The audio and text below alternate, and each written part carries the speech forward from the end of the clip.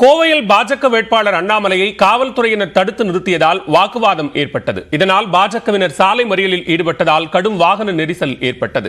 கோவை தொகுதி பாஜக வேட்பாளர் அண்ணாமலை இரவு 10:30 மணி அளவில் சிந்தாமணிப்புதூர் பகுதியில் இருந்து ஒண்டிப்புதூர் நோக்கி பரப்புரை வாகனத்தில் சென்று கொண்டிருந்தார். வாகனத்தில் இருந்தபடி சாலையோரத்தில் இருந்தவர்களை பார்த்து வணக்கம் கூறியபடி அவர் சென்ற நிலையில் அவரது வாகனத்தை பின்தொடர்ந்து 100க்கும் மேற்பட்டோர் சென்றதாக கூறப்படுகிறது. இரவு 10 மணிக்கு மேல் வாக்கு சேகரிக்க அனுமதி இல்லை என அண்ணாமலையின் வாகனத்தை காவல்துறையினர் தடுத்து நிறுத்தினர். இதனால் ஆத்திரமடைந்த அண்ணாமலையும் பாஜக நிர்வாகிகளும் காவல்துறையினருடன் கடும் வாக்குவாதத்தில் ஈடுபட்டனர். அப்போது காவல்துறையினர் ஒருதலை பட்சமாக செயல்படுவதாக அண்ணாமலை குற்றம் சாட்டினார்.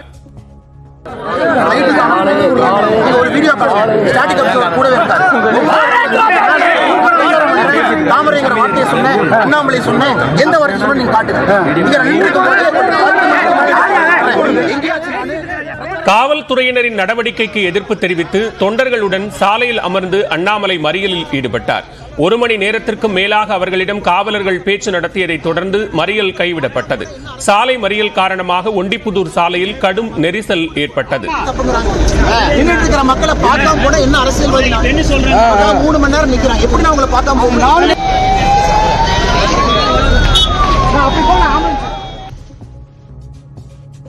இது தொடர்பாக எக்ஸ் பக்கத்தில் விளக்கமளித்துள்ள அண்ணாமலை, அற்ப காரணங்களுக்காக தங்களின் பரப்புரை வாகனம் நிறுத்தப்பட்டதாகவும் திமுக அரசின் அத்துமீறல்கள் எல்லை மீறி உள்ளதாகவும் குற்றம் சாட்டியுள்ளார். இதனிடையே தேர்தல் நடத்தை விதிகளை மீறியதாகவும் பொதுமக்களுக்கு இடையூறு ஏற்படுத்தியதாகவும் அண்ணாமலை உள்ளிட்ட 300 பேர் மீது சூலூர் போலீசார் வழக்கு பதிவு செய்துள்ளனர்.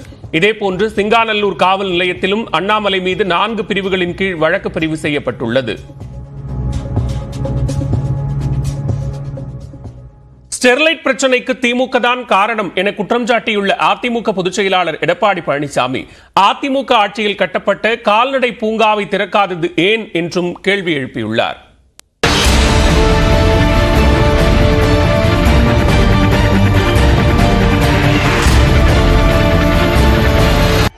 கள்ளக்குறிச்சி மக்களவை தொகுதி அதிமுக வேட்பாளர் குமரகுருவை ஆதரித்து சேலம் ஆத்தூரில் பரப்புரை பொதுக்கூட்டம் நடைபெற்றது.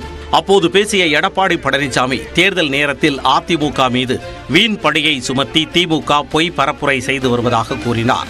ஸ்டெர்லைட் பிரச்சனைக்கு காரணமே திமுக தான் என்றும் குற்றம் சாட்டினார். அந்த சம்பவம் நடப்பதற்கு முந்தைய நாள் 144 தடை உத்தரவு தூத்துக்குடி நகரத்திலே போடப்பட்டிருக்கிறது.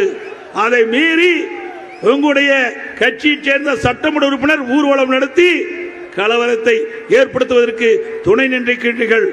ஆக அப்பாவி மக்களை தூண்டிவிட்டு இப்படி விரும்பத்தகாத சம்பவத்தை உருவாக்குனது நீங்கள். எய்ம்ஸுக்காக நாடாளுமன்றத்தில் குரல் கொடுக்காமல் ஒற்றை செங்கலை தூக்கிக் கொண்டு அமைச்சர் உதயநிதி ஸ்டாலின் ஊர் ஊராக சென்று விளம்பரம் தேடி வருவதாக எடப்பாடி பழனிசாமி விமர்சித்தார். நீட் தேர்வு எடப்பாடி பழனிசாமி வந்த பிறகுதான் வந்ததா என்ற ஒரு குற்றச்சாட்டை தொடர்ந்து வைத்துக் கொண்டிருக்கின்றார். பச்சை பொய் ஸ்டாலின் பேசுகிறார். மத்தியிலே காங்கிரஸ் ஆட்சி 2010 மத்தியிலே காங்கிரஸ் ஆட்சி நடைபெற்றுக் கொண்டிருக்கின்றது. அந்த காங்கிரஸ் மத்திய அமைச்சரவையிலே திமுக அங்கம் வைக்கின்றது. அதிலே நாமக்கல் நாடாளுமன்ற திரு காந்தி செல்வன் அவர்கள் மத்திய சுகாதாரத்துறை இணை அமைச்சராக பொறுப்பேற்கின்றார். அந்த காலகட்டத்தில் தான் நீட் தேர்வை கொண்டு வந்தது காங்கிரசும் திமுகவும்.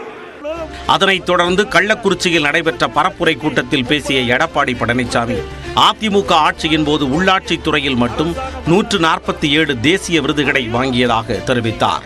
தேசிய அளவில் துறை வாரியாக விருதுகளை பெற்ற அரசாங்கம் அதிமுக அரசாங்கம்.